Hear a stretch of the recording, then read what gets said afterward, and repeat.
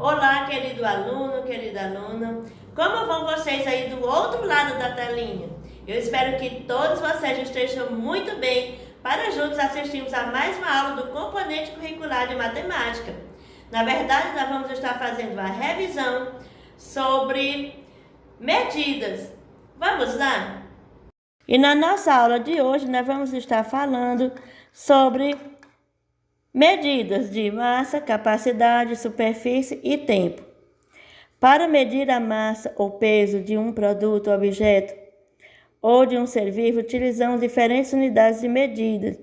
As mais usadas são a medida o grama ou simbologia G, quilograma ou simbologia KG.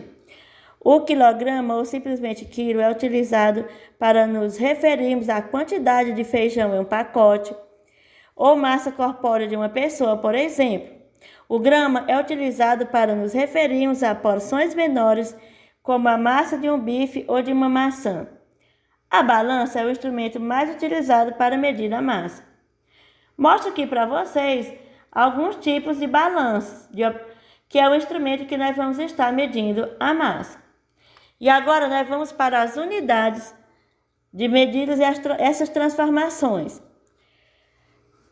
Neste caso, nós vamos estar falando da base grama e dos submúltiplos, que é miligrama ou mg, ou 0,001 grama, o centigrama ou cg, ou 0,01 grama, o decigrama ou dg, ou 0,1 grama, o grama e o decagrama ou dag, que é 10 gramas, o hectograma ou hg, que são 100 gramas, e o quilograma ou kg, que equivale a 1000 gramas.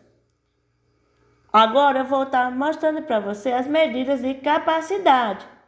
Nesta aula aprendemos que há uma relação entre as medidas de capacidade litro e mililitro. 1 litro equivale a 1000 mililitros. Temos a medida litro ou L, mililitro ou ml. E observando a jarra ao lado, percebemos que na mesma marca que está 1 litro, também está 1000 ml. Podemos afirmar que a jarra baixa possui capacidade de 1 litro ou 1000 mililitros. Trago para vocês alguns objetos que nós podemos estar comprando por litro. Que no caso temos o desinfetante, o leite, o refrigerante, a água, o óleo, a gasolina, dentre vários outros que você pode estar aí pesquisando. E olha as transformações de medidas. Neste caso, nós temos o ml, ou mililitro, o cl, ou centilitro, que equivale a 10 ml, o dl, ou decalitro, que equivale a 100 ml, o litro, ou 1000 ml, o dal, ou decalitro, que é 10.000 ml, o HL ou hectolitro ou 100.000 ml e o KL ou quilolitro, que é 1 milhão de ml. Essa transformação é aqui para que você vá se familiarizando com essas unidades de medidas e os seus valores. Agora nós vamos estar falando também agora sobre as medidas de comprimento, que neste caso nós temos o km ou quilômetro, o hm ou hectômetro, o dam ou decâmetro, o dm ou decímetro, o cm ou centímetro e o mm ou milímetro. O metro é a unidade principal das medidas de comprimento, é a unidade padrão.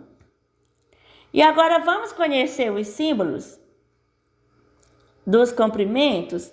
Temos o quilômetros, ou km, que equivale a 1000 metros, o hectômetro, ou hm, que equivale a 100 metros, o decâmetro, ou dan, que equivale a 10 metros. Temos o metro, que é a unidade padrão, e agora vamos para os submúltiplos, que é o decímetro, ou 0,1 metro, o centímetro, ou cm, ou 0,01 metro, e o milímetro, ou mm, ou 0,001 metro. E agora nós vamos entender o perímetro de uma área. Para eu fazer o cálculo do perímetro, eu somo todos os lados, é a soma de todos os lados. Neste caso, eu trouxe aqui uma área de 10 por de 70, aliás, por 100 metros. Então, qual é o perímetro dessa área? Perímetro é igual a 100 mais 70 mais 100 mais 70. Por quê? Porque eu estou somando todos os lados. E neste caso, o perímetro deu 340 metros. Porque, não esqueçam, é a soma de todos os lados. Quando eu estou calculando perímetro. Agora, veja bem que na área é diferente para calcularmos uma área. A área é igual a base vezes a altura. Qual é a base? 12 vezes a altura, 9. 12 vezes 9 é igual a 108 metros quadrados. E vou falar para você também sobre a medida de tempo no calendário. Neste tipo de medida, nós vamos estar entendendo sobre o dia, a quantidade de dias, que um dia corresponde a 24 horas, a semana corresponde a 7 dias, o mês pode ter 28, 30 ou 31 dias. Lembrando que apenas o mês de fevereiro tem 28 dias ou 29, quando este ano é bissexto. E lembrando que um ano corresponde a 365 dias e 6 horas. Como eu já havia falado, em ano bissexto, fevereiro tem 29 dias e o ano 366 dias.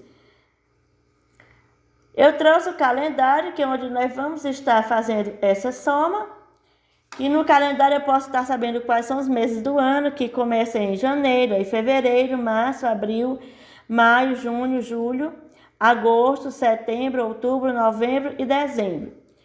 Lembrando que janeiro é mês 1, porque começa o ano, e aí segue fevereiro 2, março 3, abril 4, maio 5, junho 6, julho 7, agosto é o mês 8, setembro é o mês 9, outubro é o mês 10, novembro mês 11 e dezembro 12, mês 12, que é onde finalizamos um ano, tá? É o último mês do ano. E através desses meses eu posso estar perguntando qual é o mês das festas juninas, qual é o mês do Natal, qual é o mês que nós comemoramos o Dia das Crianças, quanto tempo passa de um mês até um determinado mês, quanto tempo a pessoa permanece em uma viagem. Eu posso estar fazendo esses cálculos no nosso dia a dia, tá? Através do conhecimento do calendário, do conhecimento do tempo. As horas eu posso estar medindo também pelo relógio, tá? Porque o relógio é onde eu vou estar tendo conhecimento das horas também. Lembrando que um dia tem 24 horas, como já vimos anteriormente, né? E aqui eu trouxe um problema para que a gente possa estar fazendo uma análise. Considerando que João viajará às 8 horas e sua viagem terá um percurso que durará 5 horas e 30 minutos. Que horas João chegará ao seu destino? Neste caso, eu vou estar somando a hora da saída mais a hora de chegada. Com a hora que ele vai durar nessa viagem. Nesse caso, ele saiu 8 horas, vai permanecer em viagem 5 horas e 30 minutos, logo ele vai chegar às 13 horas e 30. Gente, aqui foi uma retrospectiva para que você entenda que as unidades de medida podem ser de tempo, de capacidade, temperatura, dentre outros, está presente no nosso dia a dia, que é muito importante que você tome conhecimento para que você saiba fazer seus cálculos corretamente. E aí, você gostou da aula? Aproveitou bastante para estar revisando este assunto? Eu espero que você tenha caprichado bastante para aprender sempre mais, que esse é o meu desejo e o desejo de toda a equipe de professor. Então, capriche e até a próxima aula!